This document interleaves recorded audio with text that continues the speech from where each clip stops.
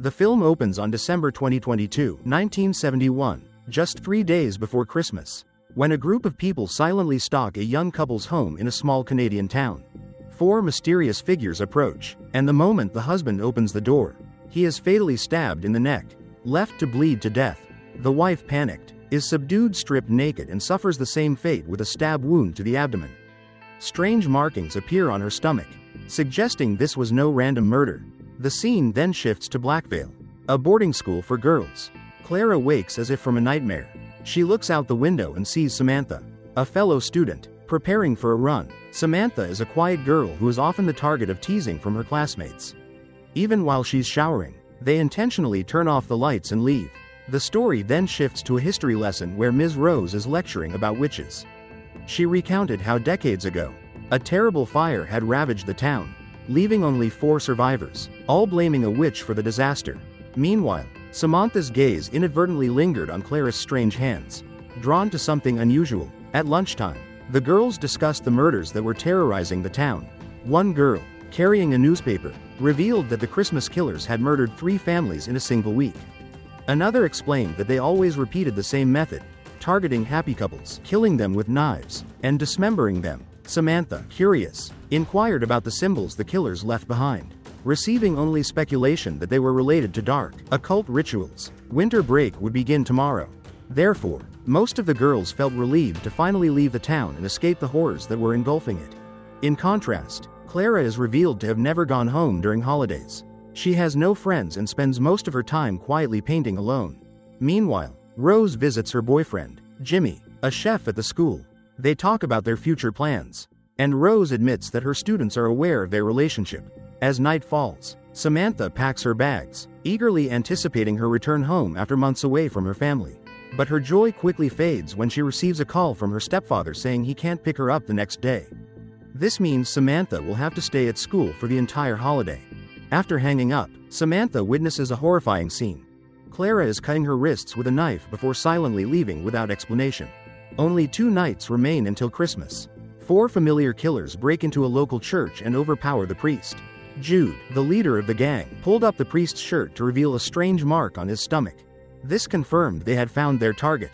They drew their knives and slashed deep into the victim's abdomen, cutting off a piece of skin. When the ritual was complete, Grant, the strongest member of the group, finished off the priest by breaking his neck without hesitation. At Blackvale School, Clara awoke from another nightmare and watched her classmates leave one by one to begin their holiday. Jimmy was assigned to take the students to the train station. Before leaving the school, he quietly slipped a beautiful ring into his jacket pocket, indicating his intention to propose to Rose. He said goodbye to everyone and left with the children, leaving only Rose, Samantha, and Clara at the school. Although unable to hide her disappointment, Rose tried to reassure the 2 girls that they would have a pleasant holiday. Samantha was still upset by her stepfather's coldness. Rose tried to talk to her to comfort her, but Samantha was not in the mood to listen.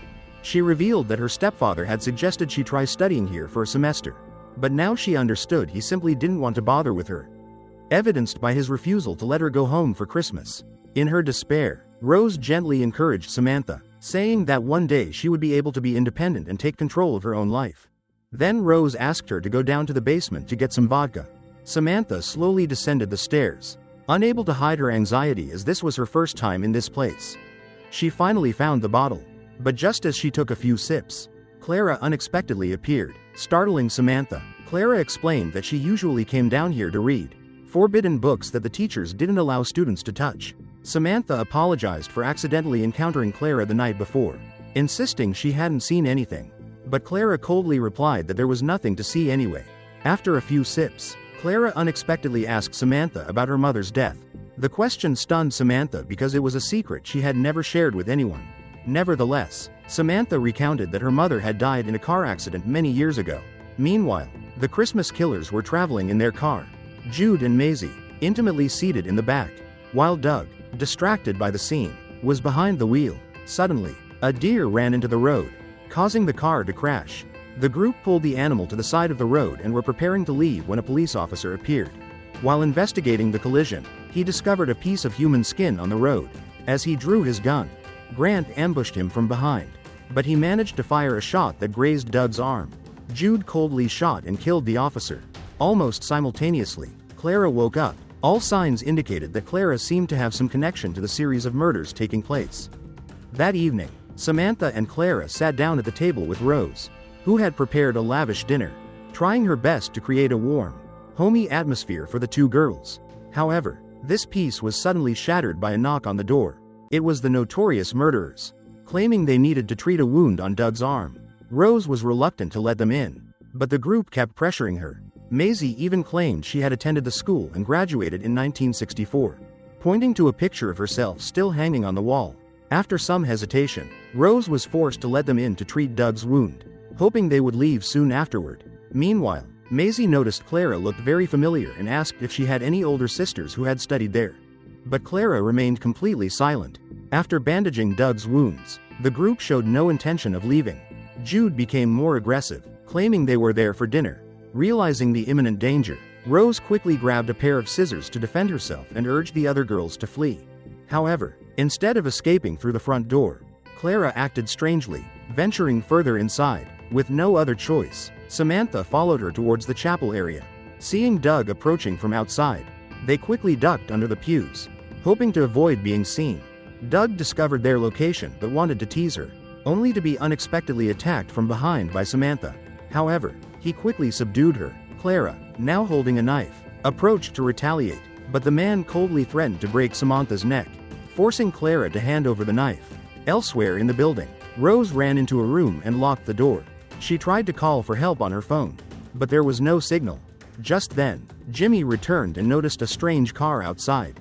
Rose tried to signal him, but Grant suddenly appeared from behind and knocked Jimmy down. Immediately afterward, Jude burst through the door and dragged Rose away. The next scene shows everyone tied up in the dining room. Jude and his accomplices are extremely excited about this Christmas party. They devoured their food while the hostages watched helplessly in utter terror. A few minutes later, Jude asked Rose if she loved Jimmy. Upon receiving an affirmative answer, Jude coldly revealed that Jimmy had a gift for her. He untied Jimmy, intending for him to propose to Rose. But as soon as he was free, Jimmy immediately attacked the leader. Jude retaliated by slitting his throat, killing him coldly. Jimmy's death left everyone speechless, but Clara remained strangely expressionless. Jude ended the party by giving Rose the ring Jimmy had bought for her. Then the kidnappers led the girls into the main hall, where Jude began his psychological game. He opened the gifts Rose had prepared for them. Samantha received a beautiful dress and was forced to wear it in front of everyone. Clara just stood there with an enigmatic smile. Clara's gift was a travel book, as she hadn't left the school in a very long time. Next, they arranged all the pieces of skin taken from the victims inside a circle drawn with blood. Jude began to reveal his plan, claiming that gods or demons shouldn't be pleased by prayer, but by sacrifice. According to him, summoning a demon here would grant them immortality. Maisie continued, recounting how, while at Blackvale, she frequently visited the basement library and found a book detailing how to summon demons. Although discovered and expelled from school, she managed to steal a page containing all the necessary information. Over the years, she met like-minded individuals. Every life taken, every drop of blood spilled, was part of their plan. Now they only needed one more innocent soul to complete the ritual. Meanwhile, Rose silently used the ring she had used earlier to cut the ropes binding her. Finally, she escaped, but before she could grab any weapon, Rude knocked her unconscious. He dragged Rose to the ceremonial circle and brutally stabbed the devoted teacher to death. A sudden electric current swept through the room, as if signaling the arrival of a demon. But after Rose took her last breath, nothing happened. The group stood stunned, realizing that the demon they had been waiting for had not been summoned. Doug began to doubt whether all the killings they had committed had been meaningless. But Maisie was certain they had missed a crucial step in the ritual. So Rude and Maisie decided to go downstairs to re-examine the magic book. As the two left, Clara, with her familiar terrifying appearance, unexpectedly asked Doug what he truly desired if the demon were summoned. Doug remained skeptical, not believing that mass murder of religious people, all bearing the same mark on their stomachs, could summon a demon. Finally, he admitted that what he desired was Maisie, and of course, he was very resentful that Jude was the one currently with her. Pressed by Clara's questions, he angrily demanded to know where the alcohol was hidden, and Samantha directed Doug to the basement, leaving the girls with Grant. At that moment, Clara unexpectedly stated that Grant had only joined this group of deranged individuals because he was a soldier. accustomed to receiving orders and enjoying the feeling of completing missions. As if she knew his past, she approached Grant and whispered something strangely. Those words echoed throughout the hall, clearly audible to all the murderers. Next, Clara removed her outer clothing, revealing a series of occult symbols on her body. She ordered Grant to release Samantha, and for some unknown reason, he immediately obeyed. Clearly, Grant had fallen under a hypnotic spell. Clara warned Samantha that she must leave immediately or she would lose her life. Then Clara took the blood of one of the murderer's victims and smeared it all over Grant's face, promising him immortality if he absolutely obeyed her orders. In the basement, Maisie continued her research and finally discovered a horrifying truth. They had made a grave mistake. This was not a summoning ritual at all. She had believed they had come here to summon a demon. But in reality, the demon had existed here for a long time. It was the demon that had lured them here to free itself. Meanwhile, Clara appeared in the main hall, performing a terrifying dance in the middle of the room. Returning to Maisie, she checked the old yearbook in the library and was shocked to discover Clara's picture inside. When comparing all the photos hanging on the walls, the truth was finally revealed. Clara was the demon. It had remained in this school for generations, imprisoned in a body from which it could not escape. That was also why that face always felt so familiar. And now, with the murderers having offered countless lives as sacrifices, it was only one step away from freedom, the blood of the guilty. In a state of complete madness, Rude went completely insane and believed himself to be the summoned demon. He began to provoke Doug to assert his power. But at that moment, Grant appeared in a hypnotic state and forced the two to separate. Maisie panicked and fled for her life but clashed with Clara and was eventually subdued. The story then shifts to Samantha, who reached the security post outside and called the police. Worried about Clara, she grabbed a nearby axe and returned to the school determined to save her friend. Inside the dining hall, the situation had completely reversed. Clara was now in control and directly performing the ritual. First, she revealed her past. Long ago, the townspeople had tried to summon her by setting fires everywhere. But when they realized they didn't understand what they were summoning, they panicked and changed their minds. This caused Clara to be trapped in the house, unable to die or leave. Over the years, she gradually took on the form of a schoolgirl and secretly manipulated those around her. It was Clara who placed the ritual book in the library, allowing Maisie to find it. Now, to be completely freed, she needed one final sacrifice, the blood of the guilty. However, this ritual required all four to inflict self-harm or harm on each other. Clara ordered Grant to torture those bound.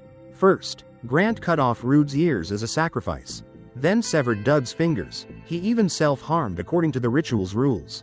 As all three screamed in agony, Grant finally stabbed Doug and Rude through the chest, ending their lives on the spot. Now it was Maisie's turn to be the final sacrifice. As Grant prepared to finish her off, Maisie began to manipulate him, painting a picture of them escaping together and living a happy life. Her words seemed to sway Grant, but unable to resist Clara's command, he chose to end his own life. Just then, Samantha unexpectedly burst in, claiming she had returned to save her friend, thus temporarily freeing Maisie from Clara's control. Samantha quickly read the book and finally realized the horrifying truth. Her friend was the devil. Meanwhile, Clara was trying to manipulate Maisie's mind, pushing her to the brink of madness. Panicked, Samantha repeatedly begged Clara to stop. She repeatedly disrupted Clara's concentration, giving Maisie a chance to run to the front door, but it was quickly locked. Clara was furious that Samantha had returned and ruined her ritual when Samantha simply wanted to save her best friend. Clara revealed the pent-up despair of years of captivity, speaking of her prolonged loneliness to the point where she wished the group could kill her. Listening to her words, Samantha finally understood Clara's situation and decided to help her as the entire building began to shake violently. When the main door bursts open, Samantha swings her axe and kills Maisie instantly. The ritual is complete, and Clara is finally allowed to leave the school after decades of captivity. The film ends with the police arriving at the scene to examine the bodies. Meanwhile, Samantha and Clara quietly leave together, beginning a new journey. The movie ends here. Thanks for watching and see you in the next video.